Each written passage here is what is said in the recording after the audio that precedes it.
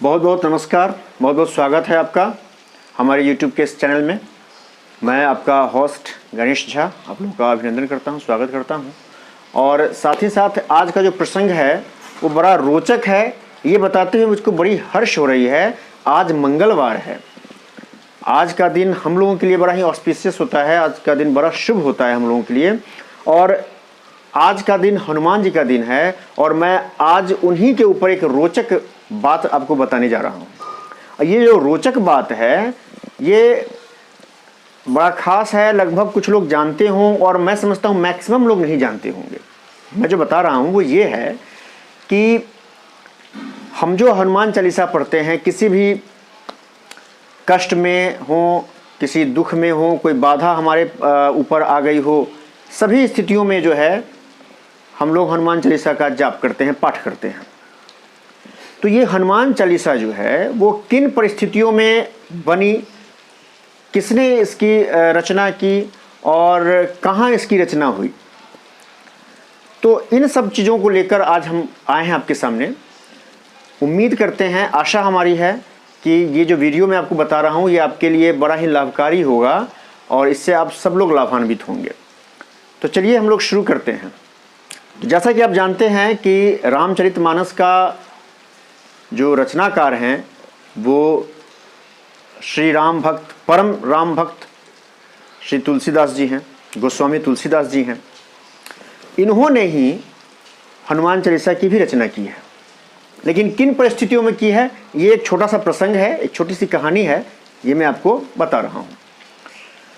तो सबसे पहले मैं आपको ये बता दूँ कि हमारे जो गोस्वामी तुलसीदास जी हुए हैं, इनका जन्म 13 अगस्त 1532 ईस्वी को हुआ था और इनकी मृत्यु 1623 ईस्वी को हुआ।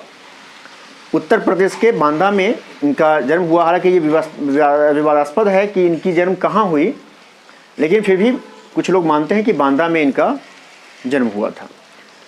तो ये जो प्रसंग है हनुमान चालीसा के बनने की वो यूँ है कि तकरीबन 1600 ईस्वी में हमारे गोस्वामी तुलसीदास जी का मन हुआ कि हम मथुरा की यात्रा करें। तो ये मथुरा की यात्रा के लिए निकल पड़े। तो जैसे ही शाम हुई, रात होने को आई, तो ये आगरा पहुंच चुके थे और उन्होंने सोचा कि हम आगरा में ही अपना आज का जो विश्राम है, आज संध्या का जो विश्राम हमारा है वो आगरा में ही मैं कर लूँ। तो ये जहाँ भी जाते, चूँकि उस समय तक काफ़ी ज़्यादा ये विख्यात हो गए थे, बहुचर्चित हो गए थे, तो जहाँ भी जाते लोगों का बड़ा सा हुजूम, लोगों का तांता इनको देखने के लिए, इनके दर्शन के लिए लग जाता था। तो इन्होंने अपना जो आश्रय रखा था वो आगरा में रखा था। लोग इनको देखने, इनके दर्शन करने के लिए तांते में लगे हुए थे। उसी बीच में चूँकि उस समय का जो समय था, दौर था, वो अकबर का था। पूरे देश पर उसका अपना शासन चल रहा था। तो ये आगरा के किले से ही उसकी शासन हो रही थी। तो आगरा में जो लोग तुलसीदास जी को देखने जा रहे थे, तो वहीं से आवाज़ उठी, वहीं से खबर आई अकबर के पास कि भाई ऐसे ऐसे जो एक तुलसीदास जी आए हुए हैं और उनको देखने के लिए हुजूम लगी हुई है, लोग तांते पर तांते लगाए हुए हैं।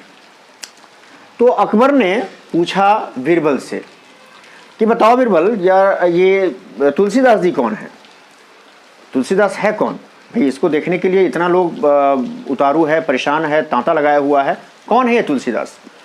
तो बीरबल ने बड़े ही सम्मान पूर्वक और शालीनता से जवाब दिया अकबर को कि हुजूर, ये वही तुलसीदास जी हैं जिन्होंने रामचरितमानस की रचना की है, अनुवाद किया है, और ये बड़े ही दिव्य पुरुष है। मैं भी इनका दर्शन करके लौटा हूँ, आया हूँ। तो अकबर के मन में भी कौतूहल हुई कि भाई चलो, जब सब दर्शन कर लिए तो हम इस दिव्य पुरुष के दर्शन से क्यों वंचित रह जाए, हम भी दर्शन करेंगे। उसने अपनी इच्छा जताई बीरबल के सामने कि भाई चलो हम भी दर्शन करेंगे, हमें भी इस आदमी से मिलवाओ। तो अकबर चूँकि सम्राट थे, बादशाह थे बेचारे, तो अकबर ने अपने सिपाहियों के एक छोटे से दल को बुलाया और कहा कि ऐसा है कि तुम जाके तुलसीदास जी को कहो कि ऐसे हमारे जो बादशाह हैं वो आपसे भेंट करना चाहते हैं, तो आप चल के कृपया उनसे भेंट करें, उनको अपना दर्शन दें। ये बात जो है वो जाके उस सिपाहियों के दल ने तुलसीदास जी को बताया। अब तुलसीदास जी ठहरे राम के भक्त, सरल स्वभाव के लोग, उन्होंने कहा कि देखो भाई, हम तो प्रभु श्री राम के लिए समर्पित हैं, हम तो उन्हीं के लिए हैं, मेरा जो कुछ भी होता है उनके दिशा निर्देश के अनुसार होता है और मैं किसी का आदेश उनके सिवा मानता नहीं हूँ। तो आप अपने बादशाह से बोल दो कि मैं आने में असमर्थ हूँ, मुझको ये लाल किले से और ये सम्राट से क्या मतलब, मैं तो ठहरा संत प्रवृत्ति का लोग, याचक प्रवृत्ति का लोग, भटकते हुए अपने काम से निकल रहा हूँ मैं। ये बात आके सिपाहियों के उस दल ने सुना दिया बादशाह को। अब बादशाह जैसे ही सुना कि भाई मेरी नाफरमानी हुई है, तो अकबर को आ गई गुस्सा, क्रोध आया उसको। अब वो क्रोध में आग बबूला हो गया, लाल पीला हो गया, लाल ताल हो गया। उसने फिर से सैनिकों को कहा कि अब जाकर उस तुलसीदास को जंजीरों से घसीट कर पकड़ कर बांध कर लाओ मेरे पास। ऐसा ही हुआ, बादशाह था, उसकी हुक्म को कौन टाले। गया सिपाही लोग और तुलसीदास जी को घसीट के मतलब बांध कर जंजीरों में उनके बादशाह के सामने पेश किया गया। जब पेश हुए तुलसीदास जी, चूंकि तुलसीदास जी थे, चेहरे पर तेज तो थी ही, अकबर के सामने जब आए तुलसीदास जी तो अकबर देखकर भौचक्का हो गया और बोला कि भाई आप तो करिश्माई व्यक्ति लगते हो, तो कुछ करिश्मा मुझको दिखाओ, आप कुछ जादू वगैरह दिखाओ।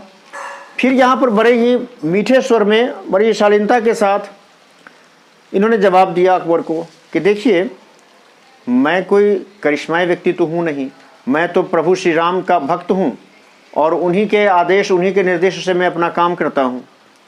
तो मैं कोई करिश्माई व्यक्ति नहीं हूँ, मैं कोई जादूगर तो हूँ नहीं कि आपको कोई जादू दिखाऊं। अब फिर इस बात पर अकबर को गुस्सा आ गया।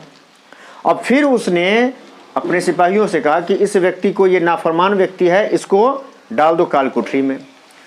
अब सिपाहियों ने एक दूसरे का मुंह देखा, चूंकि सब जानते थे कि बहुत दिव्य लोग हैं, इनको कैसे ये कर रहे हैं, लेकिन बादशाह का हुक्म था, टाल तो सकता नहीं था कोई। डाल दिया गया। जिस दिन इनको डाला गया काल कोठरी में, ठीक उसके अगले दिन पूरे लाल किले को लाखों बंदरों ने घेर लिया और उस पर धावा बोल दिया। मतलब लाल किले को उस दिन बंदरों ने, वानरी सेना ने तहस नहस कर दिया, चारों तरफ त्राही त्राही मच गई। अब अकबर को ये बात पता चली कि भाई बंदरों ने आक्रमण कर दिया है। अब ये फिर से बीरबल के पास पहुंचा और पूछा बीरबल से कि भाई बीरबल बताओ, ये क्या हुआ, क्या हो रहा है, ये सब, ये अचानक बंदर ऐसे कहाँ से आ गए। अब बीरबल के मन में गुस्सा तो था ही, लेकिन सम्राट है, बादशाह है, इसके सामने कैसे जाहिर करे। तो बेचारा अपने गुस्से को रख के और तुलसीदास जी के प्रति सम्मान का भाव रखते हुए इन्होंने बोला कि आप करिश्मा देखना चाहते थे, तो करिश्मा ही तो हो रहा है।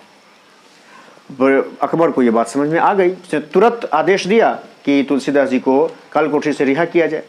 तुलसीदास जी आ गए, वापस आ गए। वापस आके बीरबल के पास गए तुलसीदास जी।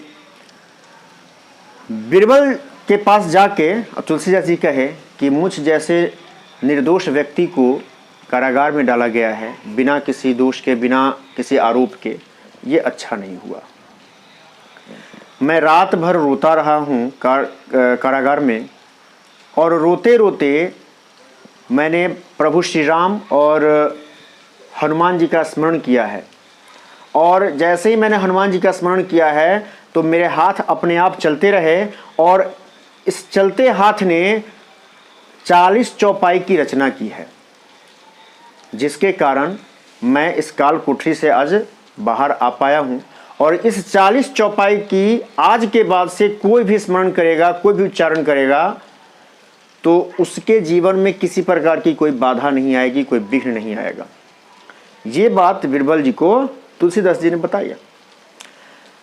अब वहां से अकबर जो है वो तुलसीदास के प्रति सम्मान का भाव रखा, लज्जित हुआ, और तुलसीदास जी को बड़े सम्मान के साथ, सिपाहियों के साथ, लाव लश्कर के साथ इनको सप्रेम ससम्मान मथुरा पहुंचा दिया।